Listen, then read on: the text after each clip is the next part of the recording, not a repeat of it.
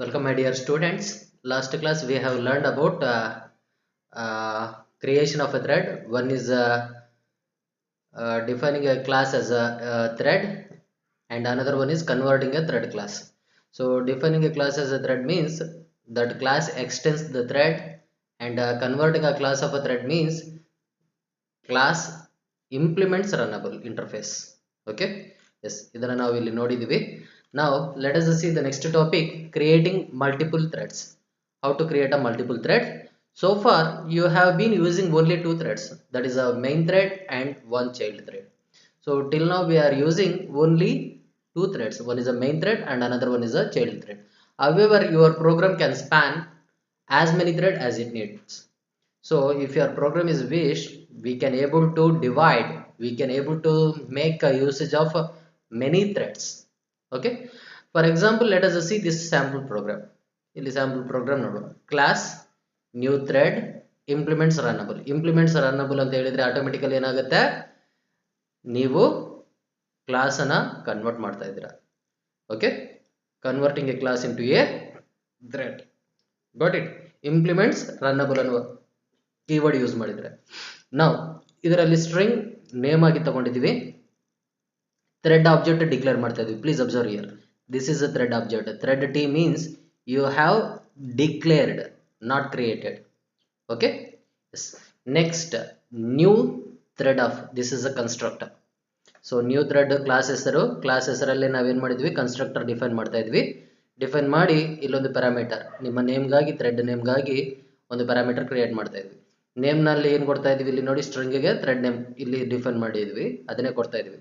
ಇಲ್ಲಿ ಡಿಕ್ಲೇರ್ ಮಾಡಿರುವ ಥ್ರೆಡ್ ಅನ್ನ ಏನ್ ಮಾಡ್ತಾ ಇದೀವಿ ಅನ್ನೋದನ್ನ ಇಲ್ಲಿ ನೋಡಿ, T is equal to new thread.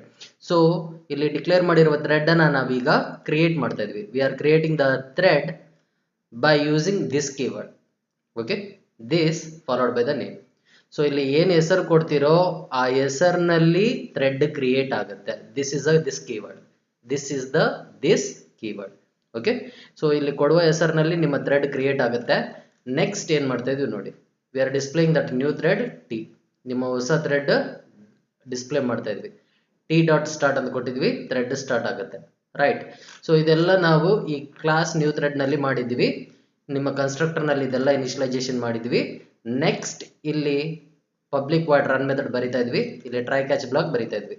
Try catch block ನಲ್ಲಿ ಏನ್ ಮಾಡ್ತಾ ಇದ್ವಿ ಅನ್ನೋದನ್ನ ನೋಡ್ಬೇಕು. Int I is equal to 5, I greater than 0, I minus minus, ಈ ಒಂದು ಲಾಜಿಕ್ ತಗೊಂಡಿದ್ವಿ. ಇಲ್ಲಿ ನಿಮ್ಮ ನೇಮ್ ಹೆಸರು ಏನು ಅನ್ನೋದನ್ನು ಕೊಡ್ತಾ ಇದೀವಿ, ಐ ವ್ಯಾಲ್ಯೂ ಸ್ಪೆಸಿಫೈ ಮಾಡ್ತಾ ಇದ್ವಿ. ಹೆಸರು ಏನು, ಐ ವ್ಯಾಲ್ಯೂ ಏನು. Next thread dot sleep, sleep method use ಮಾಡಿ 1 ಸೆಕೆಂಡ್ ಕಾಲ ನಾವೇನ್ ಮಾಡ್ತಾ ಇದ್ವಿ, ಥ್ರೆಡ್ ಅನ್ನ 1 millisecond, right? Yes, 1 millisecond we are holding the thread. Got it? 1 second ನಲ್ಲಿ ಹೋಲ್ಡ್ ಮಾಡ್ತಾ ಇದ್ವಿ. ಇನ್ ಕೇಸ್ ಏನೇ ಒಂದು ಎರರ್ ಬಂದ್ರೆ ಕ್ಯಾಚ್ ಬ್ಲಾಕ್ ಬರೀತಿದ್ದೀವಿ, ಯಾವ ರೀತಿ ಎಕ್ಸೆಪ್ಷನ್ ಅಕರೆನ್ಸ್ ಆಯ್ತು ಅನ್ನೋದನ್ನ ಇಲ್ಲಿ ಸ್ಪೆಸಿಫೈ ಮಾಡ್ತಾ ಇದೀವಿ. ಗೋಟ್ ಇಟ್? ಇದಾದ ನಂತರ ನೋಡಿ, ನಿಮ್ಮ ಟ್ರೈ ಕ್ಯಾಚ್ ಬ್ಲಾಕ್ ನಲ್ಲಿ ಏನೇ ಒಂದು ಮಿಸ್ಟೇಕ್ ಇಲ್ಲದೆ ಹೋದ್ರೆ ಈ ಕಂಪ್ಲೀಟ್ ಫಾರ್ ಲೂಪ್ ಇಂದ ಹೊರಗೆ ಬಂದ ನಂತರ ನಿಮ್ಮ ಯಾವ ಥ್ರೆಡ್ ಹೊರಗೆ ಬಂತು ಅನ್ನೋದನ್ನ ಇಲ್ಲಿ ಸ್ಪೆಸಿಫೈ ಮಾಡ್ತಾ ಇದ್ವಿ. ಗೋಟ್ ಇಟ್? ಅಂಡ್ ನೆಕ್ಸ್ಟ್ ಇಲ್ಲಿಗೆ ನಿಮ್ಮ class new thread, right? What is the name of the class? New thread. New thread end ಆಗ್ತಾ ಉಂಟು. ಎಂಡ್ ಆದ ನಂತರ ನೆಕ್ಸ್ಟ್ ಇನ್ನೊಂದು ಕ್ಲಾಸ್ ಬರಿತಾ ಇದೀವಿ. ಇನ್ನೊಂದು ಕ್ಲಾಸ್ ನಲ್ಲಿ ನಾವೇನ್ ಮಾಡ್ತಾ ಇದೀವಿ ನೋಡಿ, the name of the class is multi thread demo. ಇಲ್ಲಿ ಮೇನ್ ಮೆಥಡ್ ಬರಿತಾ ಇದೀವಿ. ಮೇನ್ ಮೆಥಡ್ ನಲ್ಲಿ ಮೇಲೆ ಕ್ಲಾಸ್ಗೆ 3 ಆಬ್ಜೆಕ್ಟ್ ಕ್ರಿಯೇಟ್ ಮಾಡಿದೀವಿ. Okay, what is the name of the object? New thread 1. So the name of the object itself is new thread only, ನೆನಪಿಟ್ಕೊಳ್ಳಿ. Okay, new ಥ್ರೆಡ್ಗೆ new thread ಅನ್ನುವ ಆಬ್ಜೆಕ್ಟೇ ಕ್ರಿಯೇಟ್ ಮಾಡಿದೀವಿ. Okay, so 3 ಬೇರೆ ಬೇರೆ thread ಅನ್ನ constructor, right? Constructor ಕೊಡುವಾಗ initialisation ಮಾಡಿದ್ವಿ. ಸೊ ಫಸ್ಟ್ ಟೈಮ್ ಇಲ್ಲಿ ಇನಿಷಿಯಲೈಸೇಷನ್ ಮಾಡುವಾಗ ಏನಾಯ್ತು ಇಲ್ಲಿ ನೋಡಿ, ಆಟೋಮೆಟಿಕಲಿ ಈ ಕನ್ಸ್ಟ್ರಕ್ಟರ್, ರೈಟ್? ಇಲ್ಲಿ ಥ್ರೆಡ್ ನೇಮ್ 1 ಆಯ್ತು, ನೇಮ್ ನಲ್ಲಿ 1 ಆಯ್ತು, ಥ್ರೆಡ್ ಹೆಸರು 1 ಅಂತ ಆಯ್ತು, ತಗೊಂಡಿದ ಮೇಲೆ ನೀವು ಥ್ರೆಡ್ ಅನ್ನ ಡಿಸ್ಪ್ಲೇ ಮಾಡ್ತಾ ಇದ್ರಾ, ಅದೇನೆ ಇಲ್ಲಿ ನೋಡಿ, new thread, that is thread 1 5 May. ಈಗ ಥ್ರೆಡ್ 1 ಆಗಿರುತ್ತೆ. ಈಗ ಸ್ಟಾರ್ಟ್ ಬಟನ್ ಕಾಲ್ ಆಗ್ತಾ ಉಂಟು. ಸ್ಟಾರ್ಟ್ ಬಟನ್ ಕಾಲ್ ಮಾಡಿದಾಗ ಏನಾಗುತ್ತೆ, ಇಲ್ಲಿ public void run method execute ಆಗಬೇಕು. Got it? ಎಸ್, ಇಲ್ಲಿ ಎಕ್ಸಿಕ್ಯೂಷನ್ ಆಗುವಾಗ ರನ್ ಮೆಥಡ್ ಎಕ್ಸಿಕ್ಯೂಟ್ ಆಗುತ್ತೆ.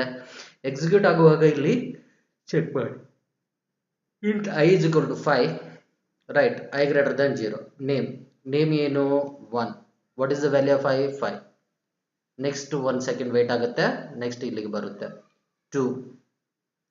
ಹೌದಾ, ಇಲ್ಲಿ 2 ಅಂತ ನಮಗೆ ತೋರಿಸ್ತಾ ಉಂಟು, but it is not a 2 of the name 2 year. ಯಾಕೆಂತ ಹೇಳಿದ್ರೆ ಇಲ್ಲಿ 3 ಆಬ್ಜೆಕ್ಟ್ ಕ್ರಿಯೇಟ್ ಮಾಡಿದ್ದೀವಿ.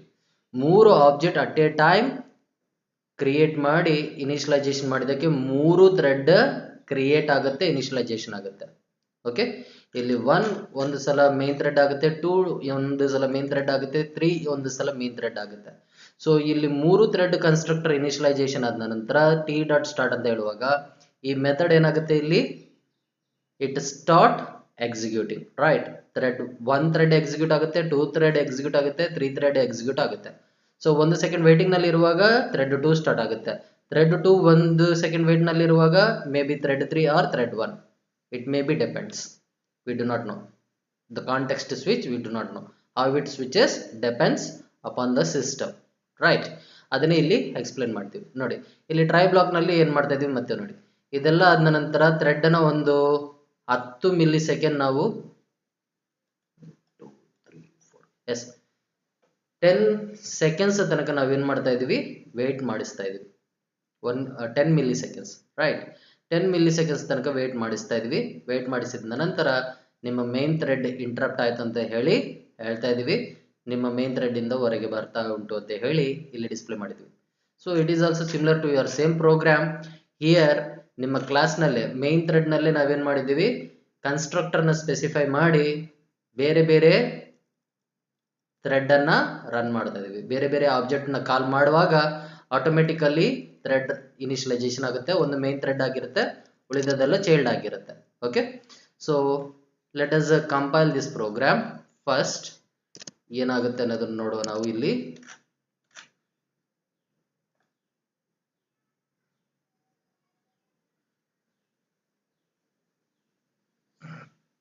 Yes, I'm copying and I'm pasting here.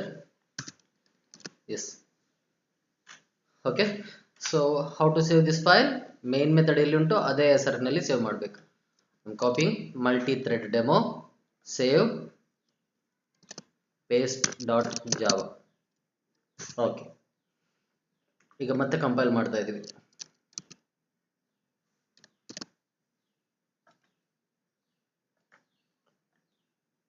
So while compiling, you should be clear that.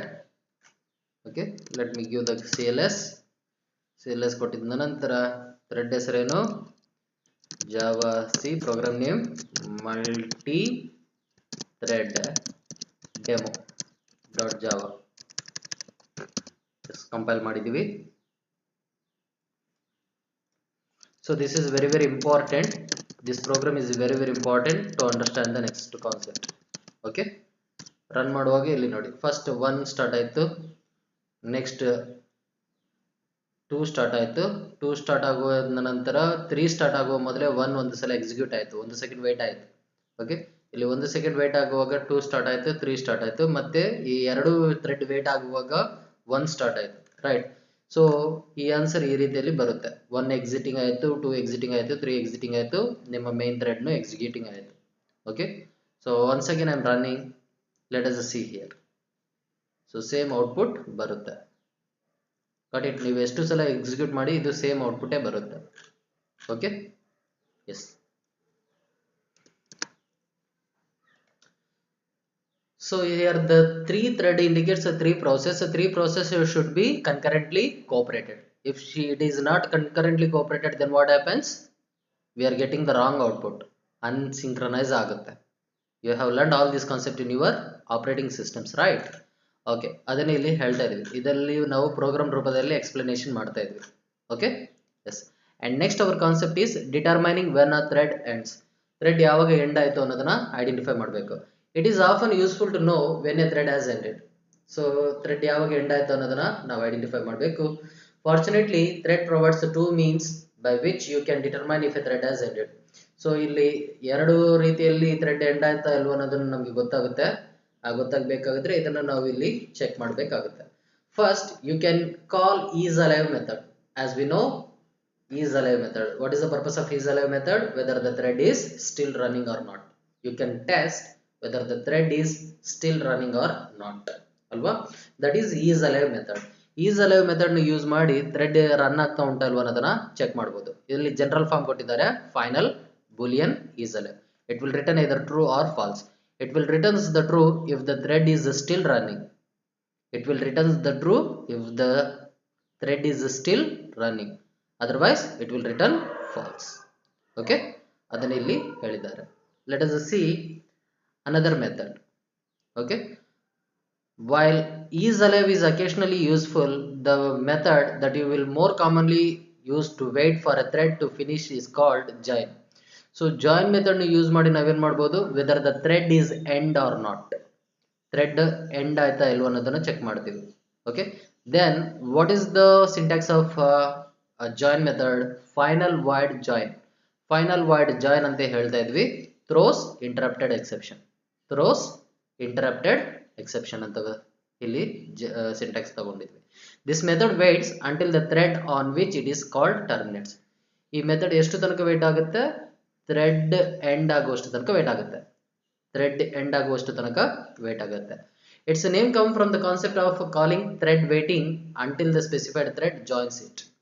So ಇದರ ಹೆಸರು ಹೇಗೆ ಬಂತು ಅಂತ ಹೇಳಿದ್ರೆ, ನೆಕ್ಸ್ಟ್ ಥ್ರೆಡ್ ಅನ್ನ ಕಾಲ್ ಮಾಡುವಷ್ಟು ತನಕ ಜಾಯಿನ್ ಆಗ್ಲಿಕ್ಕೆ ವೇಟ್ ಆಗ್ತಾ ಇರುತ್ತೆ.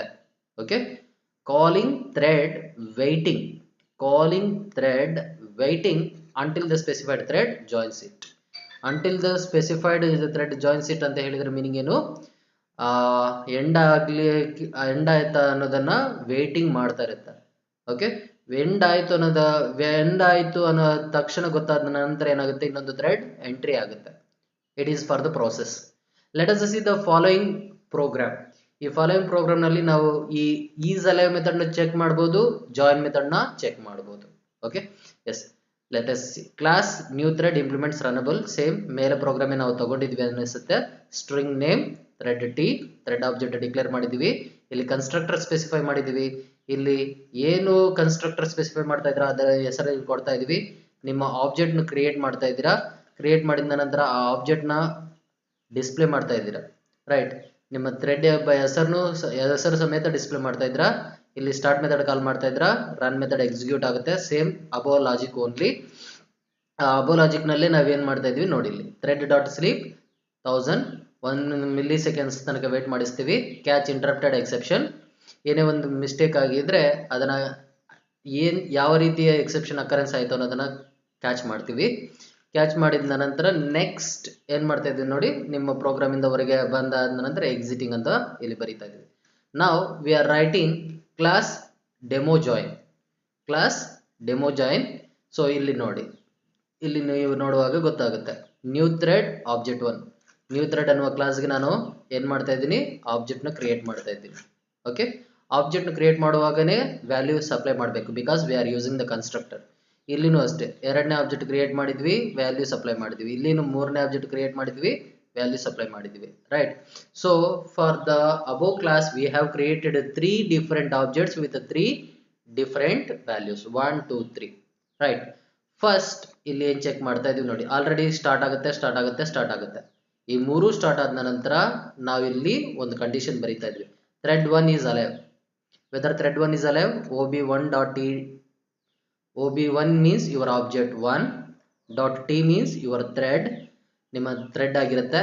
is alive means we are checking whether the object 1 is still running or end, still running or not. Okay, ಅದೇ ರೀತಿಯಲ್ಲಿ ನಿಮ್ಮ ಆಬ್ಜೆಕ್ಟ್ 2 ಯೂಸ್ ಮಾಡಿ ನಿಮ್ಮ ಥ್ರೆಡ್ ಯೂಸ್ ಮಾಡ್ತಾ ಇದ್ರ, T is alive method use ಮಾಡ್ತಾ ಇದ್ರ, you are checking. got it, wait to finish whether the thread is finish or not. ಈ ರೀತಿಯಲ್ಲಿ ಚೆಕ್ ಮಾಡ್ತಾ ಇದ್ರ. Same we are writing for your object 3 dot thread dot is alive. object 3 ನ thread still working or not ಅನ್ನೋದನ್ನ ನಾವು identify ಮಾಡ್ಬೋದು. ಇದಾದ ನಂತರ ಟ್ರೈ ಬ್ಲಾಕ್ ಬರಿತಾ ಇದೀವಿ. ಟ್ರೈ ಬ್ಲಾಕ್ ನಲ್ಲಿ ನಾವೇನ್ ಮಾಡ್ತಾ ಇದೀವಿ ನೋಡಿ, waiting for thread to finish. So object 1.t.join join ಕೊಟ್ಟ ಕೂಡಲೇ ಏನಾಗುತ್ತೆ, ಥ್ರೆಡ್ ಎಂಡ್ ಆಯ್ತಾ ಅಲ್ವಾ ಅನ್ನೋದನ್ನ ಚೆಕ್ ಮಾಡ್ತೀವಿ. ಥ್ರೆಡ್ ಎಂಡ್ ಆಯ್ತು, ನೆಕ್ಸ್ಟ್ ಥ್ರೆಡ್ ಎಂಡಿಗೆ ಬರುತ್ತೆ. ಈ ಥ್ರೆಡ್ ಎಂಡ್ ಆಯ್ತು, ನೆಕ್ಸ್ಟ್ ಥ್ರೆಡ್ ಎಂಡಿಗೆ ಬರುತ್ತೆ. Okay, it terminates when the thread comes and end. ಇದನ್ನು ನಾವು ಟ್ರೈ ಬ್ಲಾಕ್ ನಲ್ಲಿ ಪ್ಲೇಸ್ ಮಾಡಿದ್ವಿ. ಇನ್ ಕೇಸ್ ಏನೇ ಒಂದು ಇಂಟರಪ್ಷನ್ ಅಂತದ್ದು ಬಂದ್ರೆ ನಿಮ್ಮ ಕ್ಯಾಚ್ ಬ್ಲಾಕ್ ನಲ್ಲಿ ಬರೀತಾ ಇದ್ವಿ ಇಲ್ಲಿ. ಓಕೆ, ಈ ಕ್ಯಾಚ್ ಬ್ಲಾಕ್ ನಲ್ಲಿ ಈ ಕ್ಯಾಚ್ ಬ್ಲಾಕ್ ತಗೊಳುತ್ತೆ. ರೈಟ್. ಸೊ ಇದೆಲ್ಲ ಆದ ನಂತರ ಮತ್ತೆ ನಾವು ಚೆಕ್ ಮಾಡ್ತೀವಿ. ಜಾಯಿನ್ ಆದ ನಂತರ ಮತ್ತೆ check. Join means what does it mean, whether the thread is end or not. Right. Thread end ಆಯ್ತು ಅಂತ ಅನ್ಕೊಳ್ಳಿ, ಇಲ್ಲೇನ್ ಬರುತ್ತೆ, ಇಲ್ಲೆಲ್ಲ ಫಾಲ್ಸ್ ಬರುತ್ತೆ. ಥ್ರೆಡ್ ಇನ್ನೂ ರನ್ನಿಂಗ್ ನಲ್ಲಿ ಉಂಟು ಅಂತ ಅನ್ಕೊಳ್ಳಿ, ಇಲ್ಲೆಲ್ಲ ಟ್ರೂ ಬರುವ ಸಾಧ್ಯತೆ ಉಂಟು. ಓಕೆ, ಥ್ರೆಡ್ 1 is alive, ಟ್ರೂನ ಫಾಲ್ಸ್ ಬರುತ್ತೆ. Okay, so same program we have modified with these. Right. I will copy this much only. Last program ne ನಾವು modify ಮಾಡುವ. Copy. I am taking and I am modifying. Okay, so ಇದೀಗ ಯಾವ ಹೆಸರಲ್ಲಿ save ಮಾಡಬೇಕು ನಾವು, demo join. So this is very very important question. ಇದನ್ನು ಕೇಳ್ತಾ ಇರ್ತಾರೆ, ಹಾಗಾಗಿ ನೀವು ಇದನ್ನ ನೋಡಬೇಕು. This is very very important question, is alive and join method. Okay, is alive and join method is very very important question. ನಿಮ್ಮ previous question paper ನಲ್ಲಿ ನೀವು ನೋಡಬಹುದು. ಸೊ ನಾವು I am clearing the screen. Clear ಮಾಡಿದ ನಂತರ as we know java c daemon join dot java. what happened, can't read ಅಂತ ಬರ್ತಾ ಉಂಟು.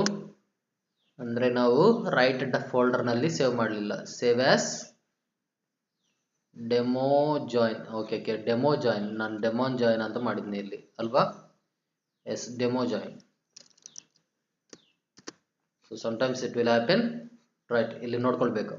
ಇಲ್ಲಿ ನೋಡಿ ಡೆಮೋ ಜಾಯಿನ್ ಅಂತ ಉಂಟು, ಇಲ್ಲಿ ಏನು ಕೊಟ್ಟಿದ್ವಿ, ಇಲ್ಲಿ ಡೆಮೋನ್ ಜಾಯಿನ್ ಅಂತ ಮಾಡಿದ್ವಿ. ಸೊ ಅದಕ್ಕೆ ಇಲ್ಲಿ ತೋರಿಸ್ತಾ ಇಲ್ಲ. ರೈಟ್, ನಾವು let me check Java C demo join dot java. so line number 28 ನಲ್ಲಿ ಏನೋ ಮಿಸ್ ಆಯಿತು. let me check in the line number 28. ಇಲ್ಲಿ class c ಮಿಸ್ ಆಯಿತು. okay, save and come here and once again compile. okay, cls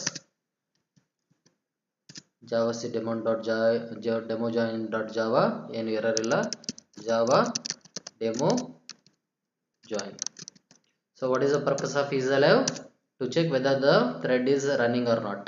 right, ಇಲ್ಲೆಲ್ಲ ನೋಡಿ thread alive ನಲ್ಲೇ ಉಂಟು. ಒಂದೊಂದು ಸಲ ಎಕ್ಸಿಕ್ಯೂಟ್ ಆಗುವಾಗ alive alive alive true true true ಅಂತ ಬರ್ತಾನೆ ಇರುತ್ತೆ.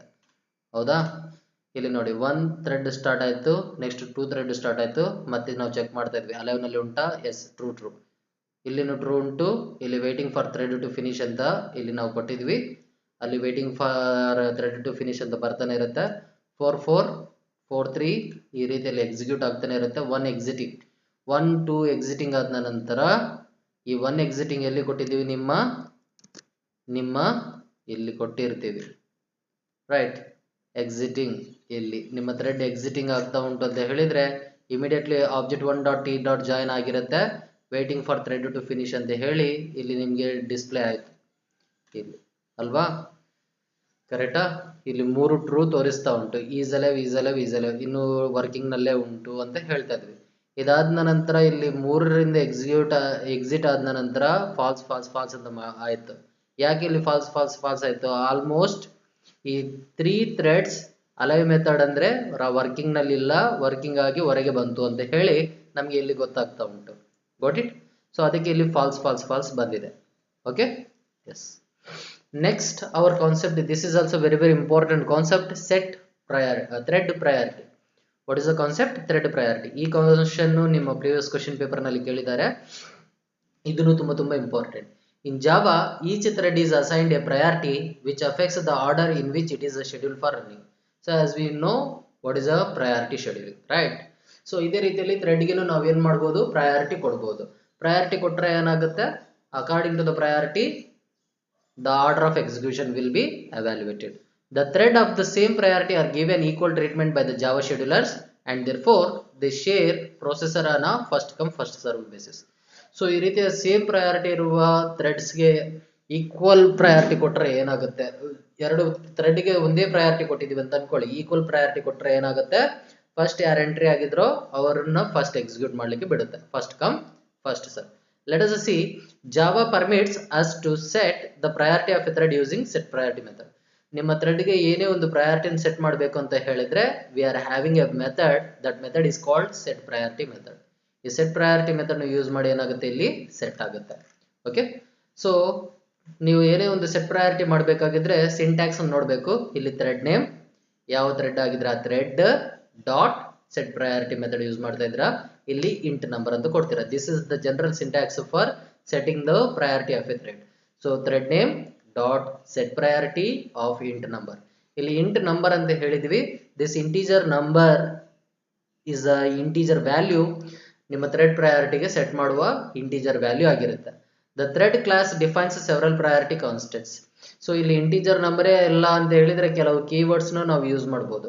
ಆ ಕೀವರ್ಡ್ ಏನಾಗಿರುತ್ತೆ, ಇಲ್ಲಿ ಮಿನ್ ಅಂಡರ್ಸ್ಕೋರ್ ಪ್ರಯಾರಿಟಿ ಆಗಿರುತ್ತೆ. Min underscore priority value is 1. ನಾಮ್ underscore priority value is 5. Max underscore priority is equal to 10. So ಇಲ್ಲಿ ನೀವು ನಂಬರ್ನು ಕೊಡ್ಬೋದು ಅಥವಾ ಕೆಲವೆಲ್ಲ ಬಿಲ್ಟ್ ಇನ್ ಕೀವರ್ಡ್ನು ಕೊಡ್ಬೋದು. ಮಿನ್ ಅಂಡರ್ಸ್ಕೋರ್ ಪ್ರಯಾರಿಟಿ ವ್ಯಾಲ್ಯೂ 1 ಆಗಿರುತ್ತೆ, ನಾಮ್ ಅಂಡರ್ಸ್ಕೋರ್ ಪ್ರಯಾರಿಟಿ ವ್ಯಾಲ್ಯೂ 5 ಆಗಿರುತ್ತೆ, ಮ್ಯಾಕ್ಸ್ ಅಂಡರ್ಸ್ಕೋರ್ ಪ್ರಯಾರಿಟಿ ವ್ಯಾಲ್ಯೂ 10 ಆಗಿರುತ್ತೆ. The int number May assume one of these constants R any value between 1 and 10. So ಇಲ್ಲಿ ನಿಮ್ಮ ಇಂಟ್ ನಂಬರ್ ಅಂತ ಏನು ಪ್ರಾಸೆಸ್ ಮಾಡ್ತಾ ಇದೀವೋ ಆ ಪಾಸ್ ಮಾಡುವಾಗ ಏನಾಗುತ್ತೆ, ನೀವು 1 ಕೊಟ್ಟಿದ್ರೆ ಮಿನಿಮಮ್ ಪ್ರಯಾರಿಟಿ, 5 ಕೊಟ್ಟಿದ್ರೆ ನಾರ್ಮಲ್ ಪ್ರಯಾರಿಟಿ, 10 ಕೊಟ್ಟಿದ್ರೆ ಮ್ಯಾಕ್ಸ್ ಪ್ರಯಾರಿಟಿ, 6 ಕೊಟ್ಟಿದ್ರೆ ನಾರ್ಮಲ್ ಪ್ಲಸ್ ಅಬೋವ್ ಪ್ರಯಾರಿಟಿ ತಗೊಳ್ಳುತ್ತೆ. ಓಕೆ, ಅದನ್ನ ಇಲ್ಲಿ ಹೇಳ್ತಾ ಇದ್ದಾರೆ.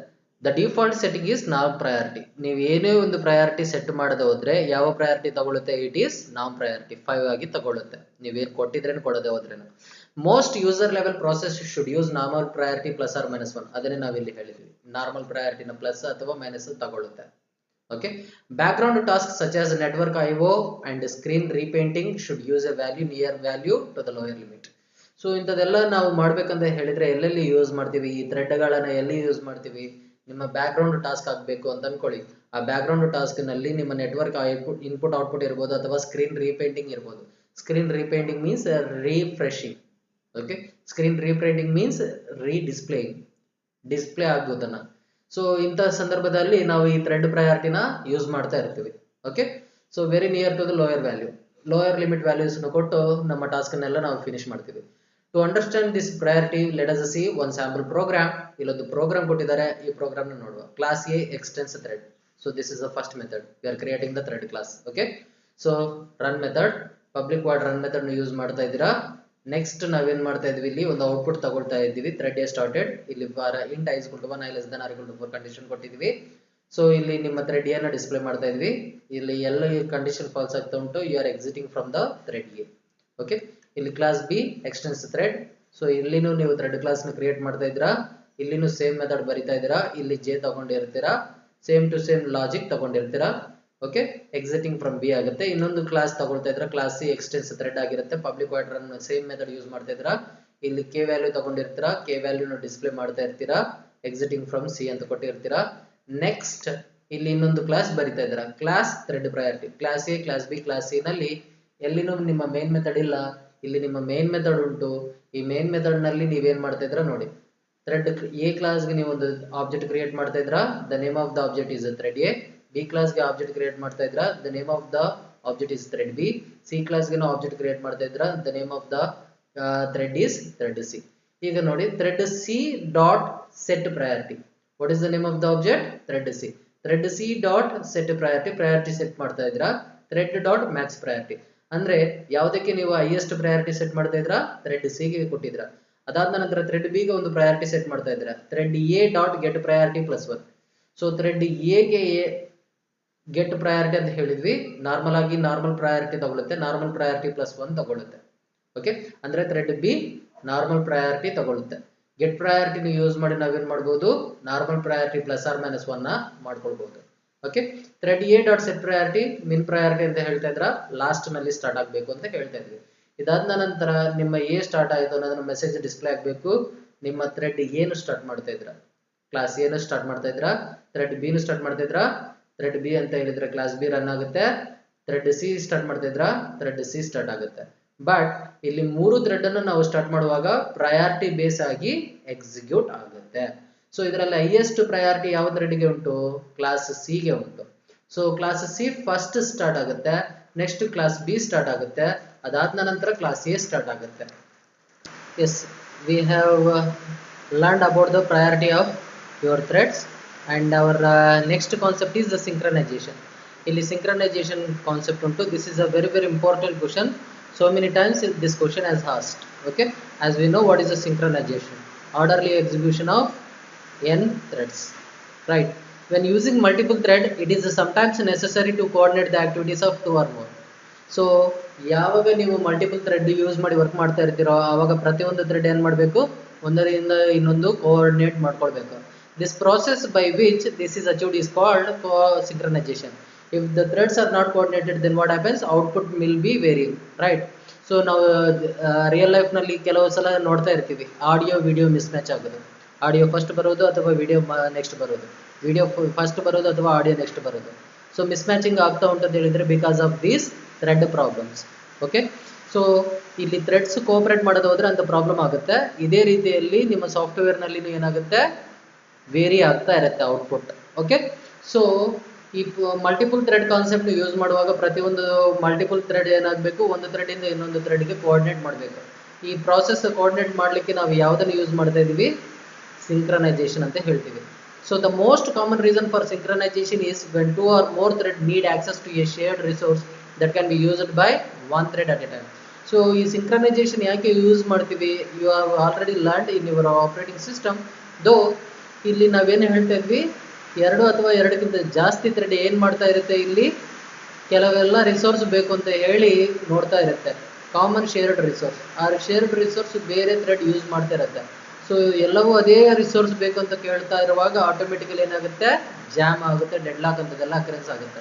ಇದೆಲ್ಲ ಅಕರೆನ್ಸ್ ಆಗಬಾರ್ದು, ಜಾಮ್ ಆಗಬಾರ್ದು ಅಂತ ಹೇಳಿದ್ರೆ we should have to implement the concept of synchronization. For example, when one thread is writing to a file, a second thread must be prevented from doing so or the time. So ಇಲ್ಲಿ ಒಂದು example ಕೊಟ್ಟಿದ್ದಾರೆ. ಒಂದು ಫೈಲ್ನಲ್ಲಿ save ಮಾಡ್ತಾ ಇದ್ರೆ ಇನ್ನೊಂದು thread ಏನಾಗಬೇಕು, ಒಂದು ಥ್ರೆಡ್ನ ಯೂಸ್ ಮಾಡಿ ರೈಟಿಂಗ್ ಮೀನ್ಸ್ ಸೇವ್ ಮಾಡ್ತಾ ಇದ್ರೆ ಏನಾಗ್ತಾ ಉಂಟು, ಇನ್ನೊಂದು ಥ್ರೆಡ್ ರೈಟ್ ಮಾಡಬಾರ್ದು. ರೈಟ್ ಮಾಡಲಿಕ್ಕೆ ನೋಡಿದರೆ ಅದನ್ನು ಪ್ರಿವೆಂಟ್ ಮಾಡಬೇಕು. Another reason for synchronisation is when one thread is waiting for on event that is caused by another thread. ಇಲ್ಲಿ ಇನ್ನೊಂದು ರೀಸನ್ ಏನಾಗಿರುತ್ತೆ ಅಂತ ಹೇಳಿದ್ರೆ, ಈ ಸಿಂಕ್ರನೈಸೇಷನ್ಗೆ ಒಂದು ಥ್ರೆಡ್ ಇನ್ನೊಂದು ಥ್ರೆಡ್ಡಿನ ಈವೆಂಟ್ನ ಮೇಲೆ ಡಿಪೆಂಡ್ ಆಗಿರುತ್ತೆ. ಓಕೆ, ಆ ಈವೆಂಟ್ ಆಗುವಷ್ಟು ತನಕ ಕಾಯ್ತಾ ಇರುತ್ತೆ. ಗೋಟ್ ಇಟ್? ಆ ಈವೆಂಟ್ ಯಾವಾಗ ಆಗುತ್ತೋ ಆಟೋಮೆಟಿಕಲಿ ಇನ್ನೊಂದು ಥ್ರೆಡ್ ಎಕ್ಸಿಕ್ಯೂಷನ್ ಸ್ಟಾರ್ಟ್ ಆಗುತ್ತೆ. Just like as in our alarm. ಆ ಟೈಮ್ಗೆ ನೀವು ಎಷ್ಟು ಟೈಮ್ಗೆ ಸೆಟ್ ಮಾಡಿ ಇರ್ತೀರಿ, ಇಮಿಡಿಯೇಟ್ಲಿ ಏನಾಗುತ್ತೆ, ಅಲಾರಮ್ ಬ್ಲೋ ಆಗುತ್ತೆ. So means one thread is waiting for the event to be happen. Okay, in this case there must be some means by which the first thread is held in a suspended state until the event has occurred, then the waiting thread must resume action. So ಈ ಕೇಸಸ್ನಲ್ಲಿ ಏನಾಗಿರುತ್ತೆ, ಒಂದು thread ಇನ್ನೊಂದು thread ಮೇಲೆ depend ಆಗಿರುತ್ತೆ. First thread suspend ಆಗಿರುತ್ತೆ, temporary ಆಗಿ halt ಆಗಿರುತ್ತೆ. ಸೆಕೆಂಡ್ ಥ್ರೆಡ್ ಎಕ್ಸಿಕ್ಯೂಷನ್ ಆಗಿರುತ್ತೆ, ರೆಸ್ಯೂಮ್ ಆಗ್ತಾ ಇರುತ್ತೆ. ಯಾವಾಗ ಸೆಕೆಂಡ್ ಥ್ರೆಡ್ ಹಾಲ್ಟ್ ಆಗುತ್ತೋ ಆಟೋಮೆಟಿಕಲಿ ಸಸ್ಪೆಂಡ್ ಆಗಿರುವ ಫಸ್ಟ್ ಥ್ರೆಡ್ ರೆಸ್ಯೂಮ್ ಆಗುತ್ತೆ. Okay, yes. Key to synchronization in Java is the concept of the monitor which controls access to an object. So ಜಾವಾದಲ್ಲಿನೂ ನಾವು synchronization use ಮಾಡ್ತಾ ಇದ್ದೀವಿ ಅಂತ ಹೇಳಿದ್ರೆ the concept of monitor. As we know, hold and wait, right? Synchronisation will work on hold and wait signals ಅಲ್ವಾ? ಅದನ್ನೇ ಕಾನ್ಸೆಪ್ಟ್ನ ಇಲ್ಲಿ ಯೂಸ್ ಮಾಡುತ್ತೆ. A monitor work by implementing the concept of lock. ಇಲ್ಲಿ ಲಾಕ್ ಕಾನ್ಸೆಪ್ಟ್ನ ಯೂಸ್ ಮಾಡುತ್ತೆ. When the object is locked by one thread, no other thread can gain access to the object. ಒಂದು thread running ಮಾಡ್ತಾ lock ಆಯಿತು ಅಂತ ಅಂದ್ಕೊಳ್ಳಿ, ಬೇರೆ ಯಾವುದೇ ಥ್ರೆಡ್ ಆ ರಿಸೋರ್ಸ್ನ ಕೇಳಲಿಕ್ಕಿಲ್ಲ.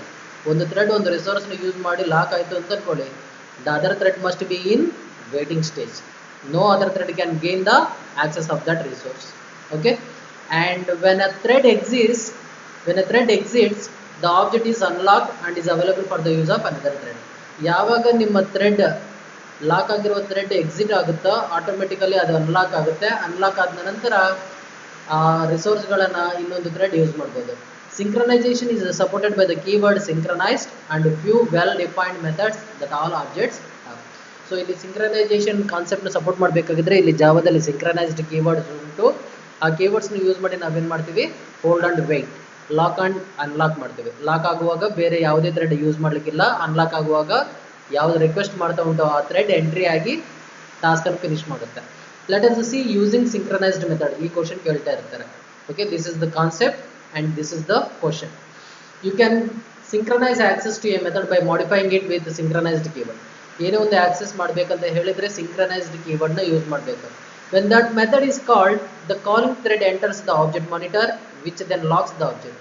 ಯಾವಾಗ ಈ ಸಿಂಕ್ರನೈಸ್ಡ್ ಮೆಥಡ್ನ ಥ್ರೆಡ್ ಕಾಲ್ ಮಾಡ್ತಾ ಉಂಟೋ ಆಟೋಮೆಟಿಕಲಿ ಆಬ್ಜೆಕ್ಟ್ ಮಾನಿಟರ್ ಏನು ಮಾಡುತ್ತೆ, ಆಬ್ಜೆಕ್ಟ್ನ ಲಾಕ್ ಮಾಡುತ್ತೆ.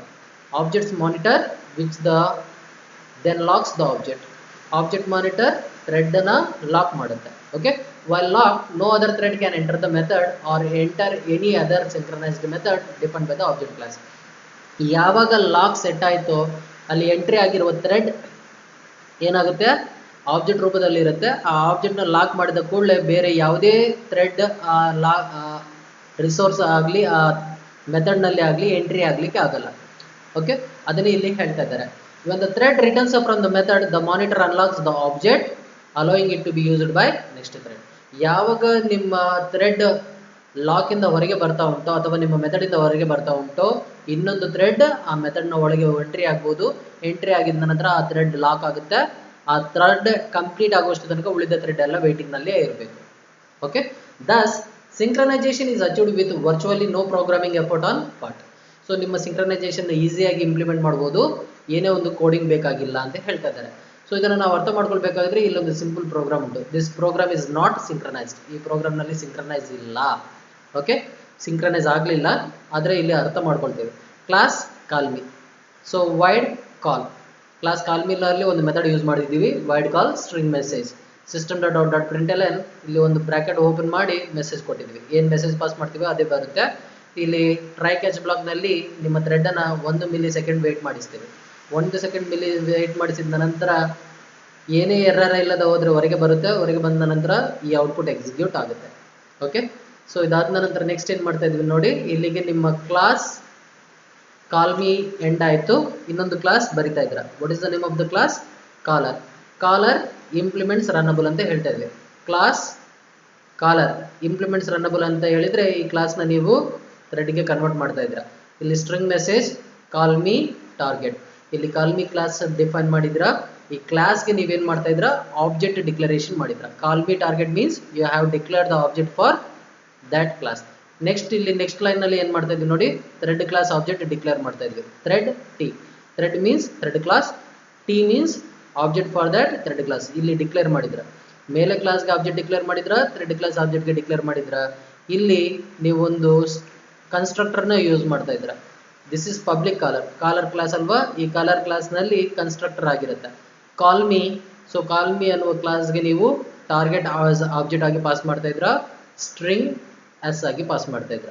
ಓಕೆ, ಕಾಲ್ಮಿ ಕ್ಲಾಸ್ನ ಆಬ್ಜೆಕ್ಟ್ನ ಪ್ಯಾರಾಮೀಟರ್ ಆಗಿ ಪಾಸ್ ಮಾಡ್ತಾ ಇದ್ದೀರಾ. ಸ್ಟ್ರಿಂಗ್ ಕ್ಲಾಸ್ಗೆ ಇಲ್ಲಿ ಡಿಫೈನ್ ಮಾಡಿರುವ ಸ್ಟ್ರಿಂಗ್ಗೆ ಒಂದು ಸ್ಟ್ರಿಂಗ್ ಪ್ಯಾರಾಮೀಟರ್ ಡಿಫೈನ್ ಮಾಡಿದ್ದೀರಾ. ಇಲ್ಲಿ ಟಾರ್ಗೆಟ್ ಇಸ್ ಈಕ್ವಲ್ ಟು ಟಾರ್ಗ್ ಅಂತ ಕೊಡ್ತಾ ಇದ್ದೀರಾ. ಸೊ ಇಲ್ಲಿ ಡಿಕ್ಲೇರ್ ಮಾಡಿರುವ ಟಾರ್ಗೆಟ್ಗೆ ಏನು ಕೊಡ್ತಾ ಇದ್ದೀರಾ, ನೀವು ಸಪ್ಲೈ ಮಾಡುವ ಟಾರ್ಗೆಟ್ ಆಬ್ಜೆಕ್ಟ್ ಆಗಿರುತ್ತೆ. ಮೆಸೇಜ್ಗೆ ಏನು ಮಾಡ್ತಾ ಇದ್ದೀರಾ, ಇಲ್ಲಿ ಎಸ್ ನಲ್ಲಿ ಏನು ಆರ್ಗ್ಯುಮೆಂಟ್ ಪಾಸ್ ಮಾಡ್ತೀರೋ ಅದು ಬರುತ್ತೆ. ಈಗ ಇಲ್ಲಿ ನೋಡಿ ಏನು ಮಾಡ್ತಾ ಇದ್ದೀರಾ, you are creating the thread of this class. You are creating the thread for this class. This means it indicates you are creating the class for caller.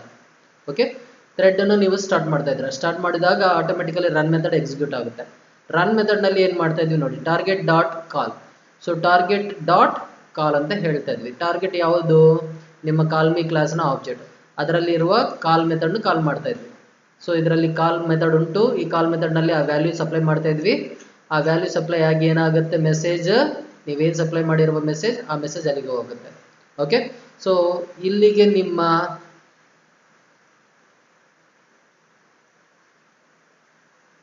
Constructor end ಆಯಿತು. ಇದು ಕನ್ಸ್ಟ್ರಕ್ಟರ್ ಇಲ್ಲಿ ಎಂಡ್ ಆಯಿತು. Run ಮಿ method ಇಲ್ಲಿಗೆ end ಆಯಿತು. ಇಲ್ಲಿ class end ಆಯಿತು. Okay, so ಇಲ್ಲಿ ನಿಮ್ಮ ಏನಾಯ್ತು, ಇಲ್ಲಿ ನಿಮ್ಮ ಕಾಲರ್ ಕ್ಲಾಸ್ ಎಂಡ್ ಆಯಿತು. ಈ ಎರಡು ಕ್ಲಾಸ್ನಲ್ಲಿನೂ ಮೇನ್ ಮೆಥಡ್ ಇಲ್ಲ. we are writing one more class synchronization, public static void main string args. ಇಲ್ಲಿ ಕಾಲ್ಮಿ ಕ್ಲಾಸ್ಗೆ ಆಬ್ಜೆಕ್ಟ್ ಕ್ರಿಯೇಟ್ ಮಾಡ್ತಾ ಇದ್ರ. ಯಾವುದು call me class, first class. Call ಮಿ ಕ್ಲಾಸ್ಗೆ ನೀವು ಆಬ್ಜೆಕ್ಟ್ ಕ್ರಿಯೇಟ್ ಮಾಡಿದ್ರಾ, ಆ ಆಬ್ಜೆಕ್ಟ್ ಕ್ರಿಯೇಟ್ ಮಾಡಿದ ನಂತರ ಕಾಲರ್ ಕ್ಲಾಸ್ಗೆ ಒಂದು ಆಬ್ಜೆಕ್ಟ್ ಕ್ರಿಯೇಟ್ ಮಾಡ್ತಾ ಇದ್ರ. ಕಾಲರ್ ಕ್ಲಾಸ್ಗೆ ಆಬ್ಜೆಕ್ಟ್ನ ಹೆಸರೇನು OB1. OB1 ಅಂತ ಹೇಳಿದಾಗ ಇಲ್ಲಿ ಕನ್ಸ್ಟ್ರಕ್ಟರ್ ಉಂಟು, ಕನ್ಸ್ಟ್ರಕ್ಟರ್ ಇನಿಷಿಯಲೈಸೇಷನ್ ಮಾಡಲಿಕ್ಕೆ ಟಾರ್ಗೆಟ್ ಈ ಆಬ್ಜೆಕ್ಟ್ನ ಪಾಸ್ ಮಾಡ್ತಾ ಇದ್ದೀರಾ, ಹಲೋ ಅಂತ ಕೊಡ್ತಾ ಇದ್ದೀರಾ. ಸೊ ಟಾರ್ಗೆಟ್ ಆಬ್ಜೆಕ್ಟ್ನ ಪಾಸ್ ಮಾಡಿದ್ರ, ಇಲ್ಲಿಗೆ ಟಾರ್ಗೆಟ್ ಆಬ್ಜೆಕ್ಟ್ ಬರುತ್ತೆ, ಟಾರ್ಗೆಟ್ನಲ್ಲಿ ಟಾರ್ಗೆಟ್ ಆಬ್ಜೆಕ್ಟ್ ಇರುತ್ತೆ, ಮೆಸೇಜ್ನಲ್ಲಿ ಹಲೋ ಅಂತ ಬರುತ್ತೆ. Okay, next caller object to ಇನ್ನೊಂದು ಟಾರ್ಗೆಟ್ ಆಬ್ಜೆಕ್ಟ್ನ ಪಾಸ್ ಮಾಡ್ತಾ ಇದ್ರೆ ಸಿಂಕ್ರನೈಸ್ಡ್ ಅಂತ ಕೊಟ್ಟಿದ್ರ. ಕಾಲರ್ಗೆ ಇನ್ನೊಂದು ಆಬ್ಜೆಕ್ಟ್ ಕ್ರಿಯೇಟ್ ಮಾಡ್ತಾ ಇದ್ರ 3, ಟಾರ್ಗೆಟ್ ಆಬ್ಜೆಕ್ಟ್ ಪಾಸ್ ಮಾಡ್ತಾ ಇದ್ರ ಪ್ಯಾರಾಮೀಟರ್ ಆಗಿ ವರ್ಲ್ಡ್ ಅಂತ ಹೇಳಿ ಸ್ಟ್ರಿಂಗ್ ಮೆಸೇಜ್ ಕೊಟ್ಟಿದ್ರ. ಸೊ 3 ಕನ್ಸ್ಟ್ರಕ್ಟರ್ 3 ಆಬ್ಜೆಕ್ಟ್ ಇನಿಷಿಯಲೈಸೇಷನ್ ಆಗ್ತಾ ಉಂಟು. 3 ಥ್ರೆಡ್ ಅನ್ನು ನೀವು ಸ್ಟಾರ್ಟ್ ಮಾಡ್ತಾ ಇದ್ರ. 3 ಥ್ರೆಡ್ ಸ್ಟಾರ್ಟ್ ಮಾಡುವಾಗ ಈ ಇದನ್ನ ಕಾಲ್ ಆಗುತ್ತೆ, ಕಾಲ್ ಆಗಿ ಏನಾಗುತ್ತೆ, ಇಲ್ಲಿ ಸಿಂಕ್ರನೈಸ್ ಆಗಲಿಲ್ಲ, ಪ್ರಾಪರ್ ಆಗಿ ಎಕ್ಸಿಕ್ಯೂಟ್ ಆಗಲ್ಲ. ಓಕೆ, ಸೊ ಪ್ರಾಪರ್ ಆಗಿ ಎಕ್ಸಿಕ್ಯೂಟ್ ಆಗಿದ್ರೆ ಹೇಗೆ ಬರಬೇಕು, ಇಲ್ಲಿ ಸ್ಟಾರ್ಟ್ ಆದ ನಂತರ ಹಲೋ ಅಂತ ಬರಬೇಕು, ಹಲೋ ಆದ ನಂತರ ಮತ್ತೆ ಓಪನ್ ಸ್ಟಾರ್ಟ್ ಆಗುತ್ತೆ, ಸಿಂಕ್ರನೈಸ್ಡ್ ಅಂತ ಬರುತ್ತೆ, ಮತ್ತೆ ಸ್ಟಾರ್ಟ್ ಆಗಿದ್ದ ಕಾರಣಕ್ಕಾಗಿ ಮತ್ತೆ ಓಪನ್ ಕರ್ಲಿ ಬ್ರಾಕೆಟ್ ಬರುತ್ತೆ, ನೆಕ್ಸ್ಟ್ ವರ್ಲ್ಡ್ ಅಂತ ಬರುತ್ತೆ. ಓಕೆ, ನಾವು ಇದನ್ನೇ ಅಲ್ವಾ ಪಾಸ್ ಮಾಡಿದ್ದು, ಹಲೋ ಸಿಂಕ್ರನೈಸ್ಡ್ ವರ್ಲ್ಡ್. ಇದಾದ ನಂತರ ನೀವು ಟ್ರೈ ಕ್ಯಾಚ್ ಬ್ಲಾಕ್ ಯೂಸ್ ಮಾಡಿ ಏನು ಮಾಡ್ತಾ ಇದ್ರ, ಆಬ್ಜೆಕ್ಟ್ ಸ್ಟಾರ್ಟ್ ನಲ್ಲಿ ಉಂಟಾ, ರನ್ನಿಂಗ್ ಎಂಡ್ ಆಯ್ತಾ ಅನ್ನೋದನ್ನ ಚೆಕ್ ಮಾಡ್ತಾ ಇದ್ರ. ಓಕೆ, ಸೊ ಈ ರೀತಿಯಲ್ಲಿ ನೀವು ರನ್ ಮಾಡಿದಾಗ ಏನಾಗುತ್ತೆ, ಇಲ್ಲಿ ಹಲೋ ಸಿಂಕ್ರನೈಸ್ಡ್ ವರ್ಲ್ಡ್ ಈ ರೀತಿಯಲ್ಲಿ ಬಂತು. ಸೊ ಎಲ್ಲಿನೂ ಸಿಂಕ್ರನೈಸ್ ಆಗಲಿಲ್ಲ. ಆಕ್ಚುಲಿ ಸಿಂಕ್ರನೈಸ್ ಆಗಿದ್ರೆ ಹೇಗೆ ಬರಬೇಕು, hello within 1 bracket, synchronized within 1 bracket, world will be in another bracket, ಈ ರೀತಿಯಲ್ಲಿ ಬರಬೇಕು. ಸೊ ಈ ಪ್ರೋಗ್ರಾಮ್ ಅಲ್ಲಿ ಕರೆಕ್ಟ್ ಆಗಿ ಸಿಂಕ್ರನೈಸ್ ಆಗಿದ್ರೆ ಏನಾಗುತ್ತೆ, open curly bracket, closing curly bracket, open curly bracket, closing curly bracket, open curly bracket, closing curly bracket.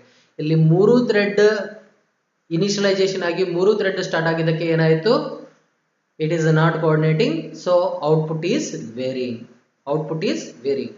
So ಇದೇ ಪ್ರೋಗ್ರಾಮ್ನ ನಾವು ಸಿಂಕ್ರನೈಸ್ಡ್ ಮೆಥಡ್ನ ಯೂಸ್ ಮಾಡಿದ್ರೆ ಕರೆಕ್ಟ್ ಆಗಿ ನಮಗೆ ಬರುತ್ತೆ. ಸಿಂಕ್ರನೈಸ್ಡ್ ಮೆಥಡ್ನ ಯೂಸ್ ಮಾಡಿದ್ರೆ ನಮ್ಗೆ ಏನಾಗುತ್ತೆ, ಇಲ್ಲಿ ಕರೆಕ್ಟ್ ಆಗಿ ಬರುತ್ತೆ. So that is why we have to use synchronized statement. Okay, although creating synchronized method within a class that you create is an easy and effective means of achieving synchronization. ನಿಮ್ಮ class ನಲ್ಲಿ ಸಿಂಕ್ರನೈಸ್ಡ್ method use ಮಾಡಿದ್ರೆ automatically ನಾವು ಏನ್ ಮಾಡಬಹುದು ಅಂತ ಹೇಳ್ತಾ ಇದ್ದಾರೆ. ಇಲ್ಲಿ ನಿಮ್ಮ ಕ್ಲಾಸ್ ನಲ್ಲಿ ಈಸಿ ಮತ್ತು ಎಫೆಕ್ಟಿವ್ ವೇ ನಲ್ಲಿ ಸಿಂಕ್ರನೈಸೇಷನ್ ಅಚೀವ್ ಮಾಡಬಹುದು. It will not working in all cases, ಆದ್ರೆ ಇದು ಎಲ್ಲ ಕೇಸಸ್ ನಲ್ಲಿ ವರ್ಕ್ ಆಗಲ್ಲ ಅಂತ ಹೇಳ್ತಾ ಇದ್ದಾರೆ, ಬಟ್ ಇಲ್ಲಿ ವರ್ಕ್ ಆಗುತ್ತೆ. For example, you might want to synchronize access to some method that is not modified with the synchronized. ಕೆಲವು ಸಿಂಕ್ರನೈಸ್ ಆಕ್ಸೆಸ್ ಆಗಬೇಕು, ಸಿಂಕ್ರನೈಸ್ ಮಾಡಿಫೈ ಮಾಡಬಾರ್ದು ಅಂತ ಹೇಳ್ತಾರೆ. ಆ ಸಿಚುವೇಶನ್ ಅಲ್ಲಿ ಆಗುದಿಲ್ಲ. This can occurs because you want to use a class that was not created by you but a third party and you do not have access to the source.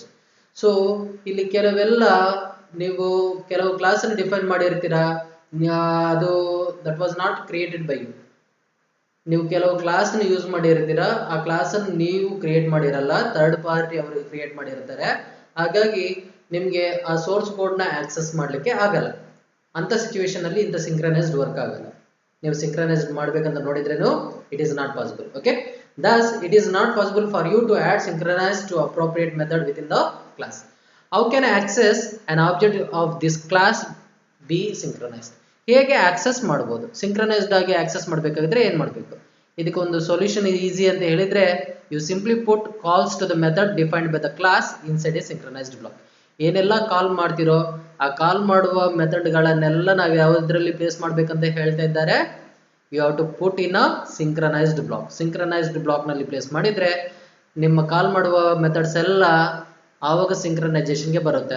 Lock and unlock ಫೆಸಿಲಿಟಿನ ಪಡುತ್ತೆ. ಒಂದು lock ನಲ್ಲಿ ಹೋದ ನಂತರ ಇನ್ನೊಂದು entry ಆಗ್ಲಿಕ್ಕಿಲ್ಲ. Okay, one block is entered, then we are not supposed to allow the another thread to enter into the same method. Got it? So then what is the syntax of synchronized? ಇಲ್ಲಿ synchronized object reference ಅಂತ ಉಂಟು, synchronized object reference ಅಂತ ಉಂಟು. ಈ ಇದರಲ್ಲಿ ನಾವೇನ್ ಮಾಡ್ತಾ ಇದೀವಿ, ನಿಮ್ಮ ಮೆಥಡ್ ನ ಪ್ಲೇಸ್ ಮಾಡಬಹುದು. ಇಲ್ಲಿ object reference is the reference of the object being synchronized. ಯಾವ ಆಬ್ಜೆಕ್ಟ್ ನ ನಾವು ಸಿಂಕ್ರನೈಸ್ ಆಗಬೇಕು ಅದನ್ನ ಸ್ಪೆಸಿಫೈ ಮಾಡ್ತಾ ಇದ್ವಿ. Once synchronized block has been entered, no other thread can be synchronized method. ಒಮ್ಮೆ ನಿಮ್ಮ ಸಿಂಕ್ರನೈಸ್ ಬ್ಲಾಕ್ ನಲ್ಲಿ ಎಂಟ್ರಿ ಆಯಿತು ಅಂತ ಹೇಳಿದ್ರೆ ಬೇರೆ ಯಾವುದೇ ಥ್ರೆಡ್ ಸಿಂಕ್ರನೈಸ್ ಮೆಥಡ್ ನಲ್ಲಿ ಎಂಟ್ರಿ ಆಗ್ಲಿಕ್ಕೆ ಆಗಲ್ಲ. ಎಷ್ಟು ತನಕ ಅಂತ ಹೇಳಿದ್ರೆ ಆಬ್ಜೆಕ್ಟ್ ರೆಫರೆನ್ಸ್ ಎಕ್ಸಿಟ್ ಆಗೋಷ್ಟು ತನಕ ಆಬ್ಜೆಕ್ಟ್ ರೆಫರೆನ್ಸ್ ಎಕ್ಸಿಟ್ ಆಗಬೇಕು. So last program same program. ಈಗ ನಾವೇನ್ ಮಾಡ್ತಾ ಇದ್ವಿ ನೋಡಿ, class call me, void call me string message, system dot out dot println try. Thread dot sleep ಇದೆಲ್ಲ ಕೊಟ್ಟಿದ್ದೀವಿ. ಈಗ ಕಾಲರ್ ಕ್ಲಾಸ್ ಇಂಪ್ಲಿಮೆಂಟ್ ರನ್ನಬಲ್ ಮಾಡಿದ್ವಿ. ಸ್ಟ್ರಿಂಗ್ ಕ್ಲಾಸ್, ಕಾಲ್ ಕ್ಲಾಸ್ನ ಆಬ್ಜೆಕ್ಟ್ ಡಿಕ್ಲರೇಷನ್, ಥ್ರೆಡ್ ಕ್ಲಾಸ್ನ ಆಬ್ಜೆಕ್ಟ್ ಡಿಕ್ಲರೇಷನ್, ಇಲ್ಲಿ ಕನ್ಸ್ಟ್ರಕ್ಟರ್ನು ಸ್ಪೆಸಿಫೈ ಮಾಡಿದ್ವಿ. ಇಲ್ಲಿ ನಿಮ್ಮ ಥ್ರೆಡ್ ಕ್ರಿಯೇಟ್ ಮಾಡ್ತಾ ಇದ್ವಿ. ಇಲ್ಲಿ ಏನು ಮೆಸೇಜ್ ಕೊಡ್ತಾ ಇದ್ರೋ ಆ ಮೆಸೇಜ್ ಥ್ರೆಡ್ ಕ್ಲಾಸ್ ಆಬ್ಜೆಕ್ಟ್ ಆಗಿರುತ್ತೆ. ಅದೇ ರೀತಿನಲ್ಲಿ ಸ್ಟಾರ್ಟ್ ಮಾಡ್ತಾ ಇದ್ರ. ಸ್ಟಾರ್ಟ್ ಮಾಡುವಾಗ public void run method start ಆಗ್ತಾ ಉಂಟು. ಇಲ್ಲಿ ಸಿಂಕ್ರನೈಸ್ಡ್ ಟಾರ್ಗೆಟ್ ಅಂತ ಹೇಳಿದ್ವಿ. ಇಲ್ಲಿ ಸಿಂಕ್ರನೈಸ್ಡ್ ಟಾರ್ಗೆಟ್ ಅಂತ ಹೇಳುವಾಗ ಆಟೋಮೆಟಿಕಲಿ ನೋಡಿ, you are supplying the first object parameter, first object as parameter, right. First object parameter ಮಾಡುವಾಗ ಏನಾಗುತ್ತೆ, ಹಲೋ ಎಂಟ್ರಿ ಆಗಿ ಎಕ್ಸಿಟ್ ಆಗುವಷ್ಟು ತನಕ ಬೇರೆ ಯಾವುದೇ ಥ್ರೆಡ್ ಎಂಟ್ರಿ ಆಗಲ್ಲ. Hello should be A proper message. Got it? ಅದನ್ನೇ ಇಲ್ಲಿ ಹೇಳ್ತಾ ಇದ್ವಿ, ಟಾರ್ಗೆಟ್ ಡಾಟ್ ಕಾಲ್ ಅಂತ ಹೇಳ್ತಾ ಇದ್ವಿ. ಈ ಟಾರ್ಗೆಟ್ ಡಾಟ್ ಕಾಲ್ ಮೆಥಡ್ ನಾವೇನು ಮಾಡಿದ್ವಿ ನೋಡಿ, ಎಲ್ಲಿ ಪ್ಲೇಸ್ ಮಾಡಿದ್ವಿ, ಸಿಂಕ್ರನೈಸ್ಡ್ ನಲ್ಲಿ ಪ್ಲೇಸ್ ಮಾಡಿದ್ವಿ. ಪ್ಲೇಸ್ ಮಾಡಿದ್ದಕ್ಕೆ ಲಾಕ್ ಆಗಿಬಿಡುತ್ತೆ. ಫಸ್ಟ್ ಕನ್ಸ್ಟ್ರಕ್ಟರ್ ಎಂಟ್ರಿ ಆದ ನಂತರ ಉಳಿದ ಎಲ್ಲ ಕನ್ಸ್ಟ್ರಕ್ಟರ್ ಏನಾಗಬೇಕು, ಉಳಿದ ಫಸ್ಟ್ ಆಬ್ಜೆಕ್ಟ್ ಎಂಟ್ರಿ ಆದ ನಂತರ ಉಳಿದ ಎಲ್ಲ ಆಬ್ಜೆಕ್ಟ್ ಏನಾಗಬೇಕು, ವೇಟಿಂಗ್ ನಲ್ಲಿ ಇರಬೇಕು. ಎಷ್ಟು ತನಕ? ಅಂಟಿಲ್ ಅನ್ಲೆಸ್ ಫಸ್ಟ್ ಆಬ್ಜೆಕ್ಟ್ ಹೊರಗೆ ಬರುವಷ್ಟು ತನಕ, ಆಬ್ಜೆಕ್ಟ್ ರೆಫರೆನ್ಸ್ ಹೊರಗೆ ಬರುವಷ್ಟು ತನಕ. ಓಕೆ, ಸೊ ಈ ಪ್ರೋಗ್ರಾಮ್ ನಾವು ಕರೆಕ್ಟಾಗಿ ಎಕ್ಸಿಕ್ಯೂಟ್ ಮಾಡಿದ್ರೆ ಈ ರೀತಿಯಲ್ಲಿ ಬರುತ್ತೆ, hello synchronized world. So let us see the copying of this program and see the output. So ಮೇಲೆ ಪ್ರೋಗ್ರಾಮ್ ನೀವು ಕರೆಕ್ಟಾಗಿ ಅರ್ಥ ಮಾಡ್ಕೊಳ್ಬೇಕು. ಅರ್ಥ ಮಾಡ್ಕೊಳ್ಳಿಲ್ಲ ಅಂತ ಹೇಳಿದ್ರೆ ಇದು ಅರ್ಥ ಆಗೋದಿಲ್ಲ. ಓಕೆ, ಸೊ ನಾವು I am copying for your understanding purpose only. I am copying new file, paste. ಇದೊಂದು ಮಾಡಿದ್ರೆ ಇಲ್ಲಿಗೆ ಈ chapter ಮುಗೀತದೆ.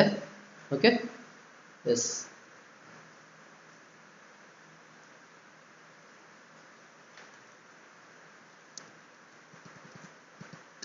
Yes, I am copying and I am pasting here. Yes, now we have to save sync 1. Control C, save, ensure ನಿಮ್ಮ right ಡೈರೆಕ್ಟರಿನಲ್ಲಿ save ಮಾಡ್ತಾ ಇದ್ರೆ ಅನ್ನೋದನ್ನ confirm ಮಾಡ್ಕೊಳ್ಳಿ. I am saving sync1.java. Okay, yes. ಈಗ ಕಂಪೈಲ್ ಮಾಡ್ತಾ ಇದ್ದೀನಿ. I am clearing the screen and I am displaying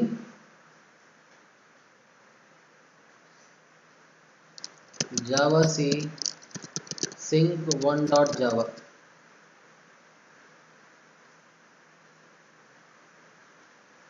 ಯಾವುದೇ ಎರರ್ ಇಲ್ಲ. Java sync 1. ಸೊ ಸಿಂಕ್ರನೈಸ್ಡ್ ಆಯಿತು, ವರ್ಲ್ಡ್ ಆಯಿತು, ಹಲೋ ಆಯಿತು. ಓಕೆ, ಸೊ ರನ್ ಮಾಡುವಾಗ ಫಸ್ಟ್ ಸಿಂಕ್ರನೈಸ್ಡ್ ಹೋಯಿತು, ಹೋಲ್ಡ್ ಆಯಿತು, ಹಲೋ ಬಂತು.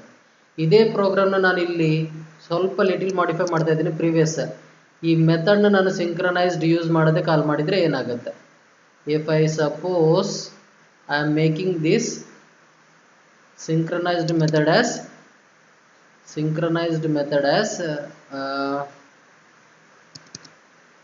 ಕಮೆಂಟ್ ಲೈನ್ ನಲ್ಲಿ ಪ್ಲೇಸ್ ಮಾಡಿದ್ದೀನಿ, ಎಕ್ಸಿಕ್ಯೂಟ್ ಆಗಲ್ಲ. ಈಗ ನೀವು ಇದೇ ಪ್ರೋಗ್ರಾಮ್ ಕಂಪೈಲ್ ಮಾಡಿ ರನ್ ಮಾಡಿದ್ರೆ ಏನು ಬರುತ್ತೆ ನೋಡಿ. I have compiled and I am running. So ನೋಡಿ, ಈ ಪ್ರೋಗ್ರಾಮ್ನಲ್ಲಿ ಡಿಫ್ರೆನ್ಸ್ ಅರ್ಥ ಮಾಡ್ಕೊಳ್ಳಿ. ಯಾವುದು ಕಾಲ್ ಮಾಡುವಾಗ ಎಂಟ್ರಿ ಆಯಿತು, ವಿ ಡು ನಾಟ್ ನೋ. ಮೂರು ಥ್ರೆಡ್ ಅನ್ನು ಸ್ಟಾರ್ಟ್ ಮಾಡಿದ್ವಿ. ಯಾವ ಥ್ರೆಡ್ ಫಸ್ಟ್ ಸ್ಟಾರ್ಟ್ ಆಗುತ್ತೋ ಗೊತ್ತಿಲ್ಲ. We do not know the priority, we do not know the order of execution, right. ಅದಕ್ಕೆ ಇಲ್ಲಿ ಪ್ರಾಪರ್ ಆಗಿ ಬಂತು. ಇಲ್ಲಿ ಏನಾಯಿತು, ಹಲೋ ಒಳಗೆ ವರ್ಲ್ಡ್ ಒಳಗೆ ಸಿಂಕ್ರನೈಸ್ಡ್ ಆಗಿ ಈ ಥರ ಬಂತು. Got it? So synchronisation use ಮಾಡಿದರೆ ಏನಾಗುತ್ತೆ, ಇಲ್ಲಿ ಮತ್ತೊಮ್ಮೆ ನಾನು ಈ ಕಮೆಂಟ್ ಲೈನ್ ತೆಗಿತಾ ಇದ್ದೀನಿ. ನೀವು ಕಾಲ್ ಮಾಡಬೇಕಾಗಿರುವ ಮೆಥಡನ್ನ, ರನ್ ಮೆಥಡನ್ನ, ಟಾರ್ಗೆಟ್ ಮೆಥಡ್ನ ಎಲ್ಲಿ ಪ್ಲೇಸ್ ಮಾಡಬೇಕು, ಈ ಟಾರ್ಗೆಟ್ ಡಾಟ್ ಕಾಲ್ ಮಿ ಮೆಥಡ್. ಇದನ್ನು ನೀವು ಕಾಲ್ ಮಾಡುವಾಗ ಏನಾಗಬೇಕು, ಸಿಂಕ್ರನೈಸ್ಡ್ ಬ್ಲಾಕ್ನಲ್ಲಿ ಇರಬೇಕು ಅಂತ ಹೇಳ್ತಾ ಇದ್ದೀವಿ. Okay, yes. Synchronized block, sorry ಇದನ್ನು ತೆಗಿಬಾರ್ದು. This is a comment to understand the synchronized block. ಈಗ ಸೇವ್ ಮಾಡ್ತಾ ಇದ್ದೀನಿ, ಮತ್ತೆ ನಾನು ಇಲ್ಲಿ ಕಂಪೈಲ್ ಮಾಡಿ ರನ್ ಮಾಡ್ತಾ ಇದ್ದೀನಿ. ಕಂಪೈಲ್ಡ್ ಆ್ಯಂಡ್ ರನ್ ಮಾಡಿದಾಗ ನೋಡಿ, ಹಲೋ ಫಸ್ಟ್ ಸ್ಟಾರ್ಟ್ ಆಯಿತು, ವರ್ಲ್ಡ್ ಸ್ಟಾರ್ಟ್ ಆಯಿತು, ಸಿಂಕ್ರನೈಸ್ಡ್ ಆಯಿತು. ಮತ್ತೆ ನಾನು ರನ್ ಮಾಡುವಾಗ ಯಾವುದು ಸ್ಟಾರ್ಟ್ ಆಗುತ್ತೋ ಗೊತ್ತಿಲ್ಲ. Okay, hello synchronized world. Okay, ಮತ್ತೆ ರನ್ ಮಾಡಿ ನೋಡುವ.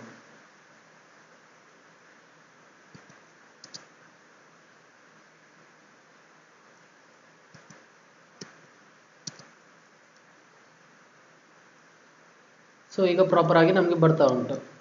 ಓಕೆ, ಸೊ ಈ ರೀತಿಯಲ್ಲಿ ಏನಾಗುತ್ತೆ, ಸಿಂಕ್ರನೈಸ್ಡ್ ಮೆಥಡ್ ಯೂಸ್ ಮಾಡಿ we can monitor the thread activity. We can hold the thread which has entered in the synchronized method and we can process the data. Got it? So that is the end of this chapter. Hope you understand this concept. We will meet in the next chapter with a new topics.